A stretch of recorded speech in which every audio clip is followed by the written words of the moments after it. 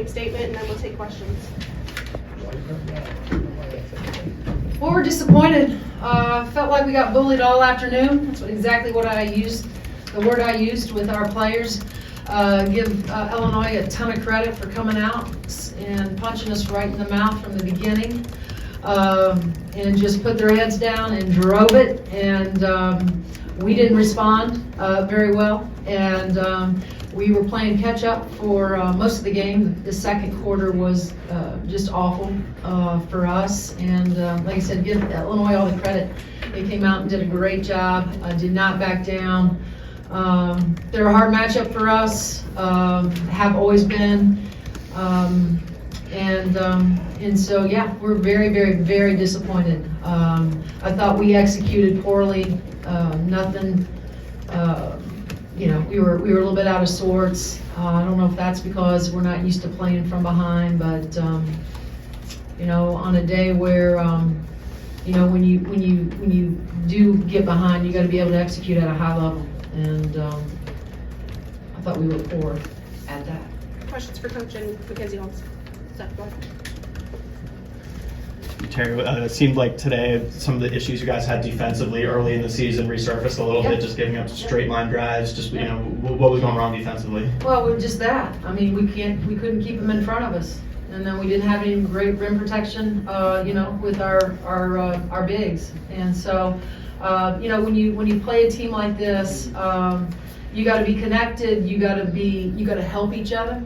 You got to really be in the spots to show some gaps. We call it show some bodies, crowd, and we just did a poor job, Seth. I don't have any other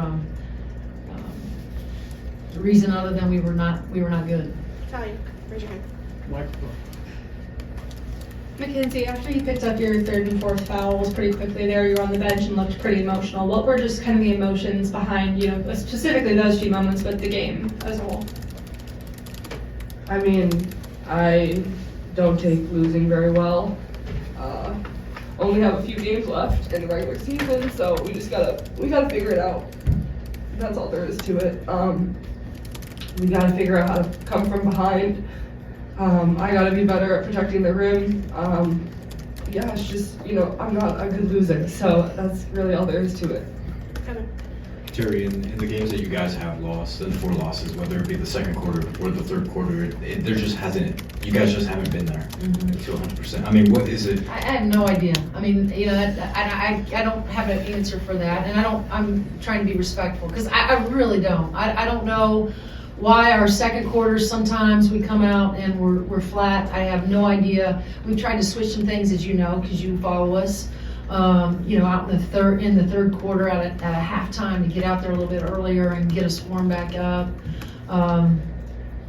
Today was all about Illinois, and they did a great job of doing what they're good at, and that is putting their head down and driving at us. And two things were going to happen: either they were going to make the shot, or they got themselves to the free throw line. And I wish I knew, because if I knew that in those previous games what exactly was, well, I'd be working like crazy to figure those out.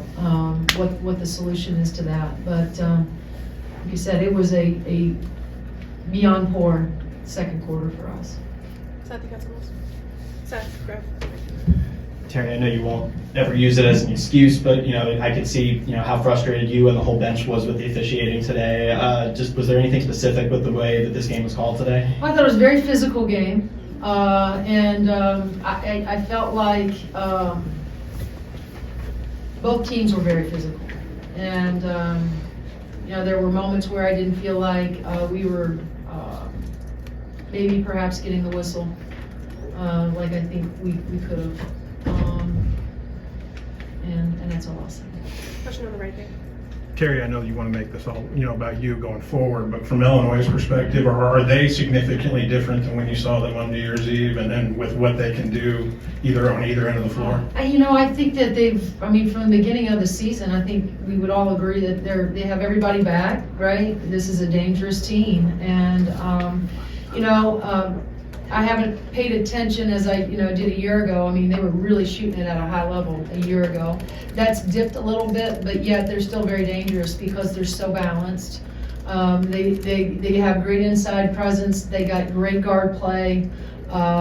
We knew it was going to be a dogfight. It always has been like that, even at our place. It's a close game.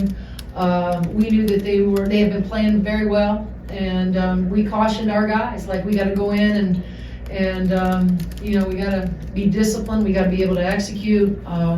We got to be able to guard better. We got to be able to out-rebound them, and here we sit once again. They out-rebound us, and we were very poor defensively. And not that our offense was great, but I think a lot of teams, when your defense and you're getting stops, runouts, you have opportunities for those. Maybe offense comes a little bit easier for you because you're getting those stops. And if you don't, then it puts, I think we felt a lot of pressure, like playing from behind, trying to execute. But again, I go back, they were, as good as they were offensively, they got after us defensively. And, Shauna and her staff have done a great job. That's a really good basketball team. What is it about, you mentioned it's a tough matchup for you guys. What is it about the matchup that you feel like they match up well with against you? Well, I don't know if we match up well against them, but I mean, they're hard. Their guard play is so great. When they're attacking, they're quick. They run great action too. It's not like, they when they flatline, they go to a high ball screen, but before they flatline, there's a lot of movement to whether it's handoffs, screen-aways, ghost action, fake action, false action. And so they keep you constantly moving, which is hard to guard. And so that's what makes them dangerous, All right. How much does it change? It seems like a lot of teams are focused on double and triple teaming and taking Mac away, leaving wide open shots. Illinois seems to a lot of times do the opposite, where they will double some, but a lot of times they'll just let Mac go one-on-one, and go score and try to take the free-point away, shots away more than others, and just let Holmes get hers. Does that change the way you prepare it all? No, I think we prepare the same way. We assume, maybe we shouldn't, but oftentimes we'll assume that Mac's going to either see a double or they're going to dig, they're going to crowd. And she did see that. I mean, they were crowding her and being physical with her. And I think that's just to be expected, when you're an All-American post player. Chloe, last question. Teri, this obviously with Iowa coming up on Thursday, this obviously isn't the precursor you wanted for that game. Just how are you going to flush it and kind of try to move on? That's exactly what you have to do. You have to flush it. We got to move on. We got a really good Iowa team that comes in to the hall on Thursday night. And, as Max said, we have 3 games left in the Big Ten season. And, we gotta figure some things out. But I can tell you this, we got to be much better on Thursday. All right, thanks, Mike. Yep, thank you.